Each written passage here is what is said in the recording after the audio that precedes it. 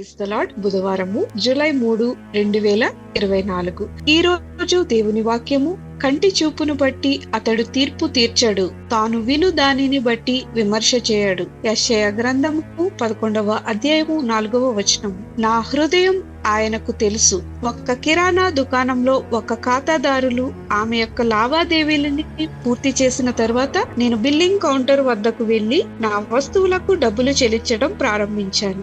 ఊహించని విధంగా కోపంతో ఉన్న ఒక వ్యక్తి నాపై ఎదురు తిరగడం ఆరంభించింది. తనిఖీ కోసం ఆమె తదుపరి వరుసలో ఉందని గమనించడంలో నేను విఫలమయ్యాను. నా తప్పును గుర్తించి నన్ను క్షమించండి అని నిజాయితీగా చెప్పాను. ఆమె ఈ పదాలకే పరిమితం కానప్పటికీ లేదు, మీరు కాదు అని బదులిచ్చింది. మీరు ఎప్పుడైనా తప్పు చేశారని దానిని అంగీకరించి విషయాలను సరిదిద్దడానికి ప్రయత్నించిన పరిస్థితులలో మిమ్మల్ని మీరు ఎప్పుడైనా కనుగొన్నారా? తిరస్కరించబడడానికి మాత్రమే కాదు, తప్పుగా అర్థం చేసుకోవడం లేదా తప్పుగా అంచనా వేయడం మంచిది కాదు. మరియు బాధించే వారితో గాని లేదా మనల్ని కించపరిచే వారితో గాని మనం ఎంత దగ్గరగా ఉంటే అది చాలా బాధాకరం.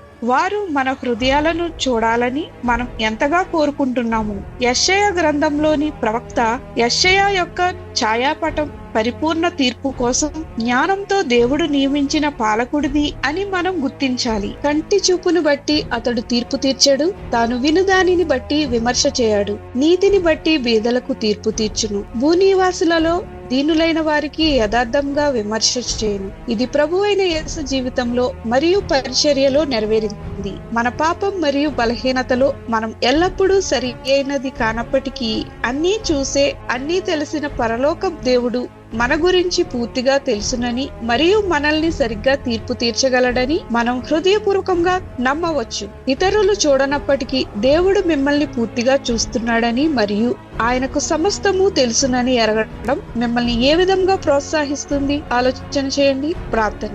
తండ్రి, పరిస్థితుల పట్ల నాకున్న పరిమిత దృక్పథం కారణంగా ఇతరుల మీద నేను కఠినంగా వ్యవహరించినప్పుడు దయచేసి నన్ను క్షమించమని యేసు నామమున అడుగుచున్నాం తండ్రి. ఆమేన్.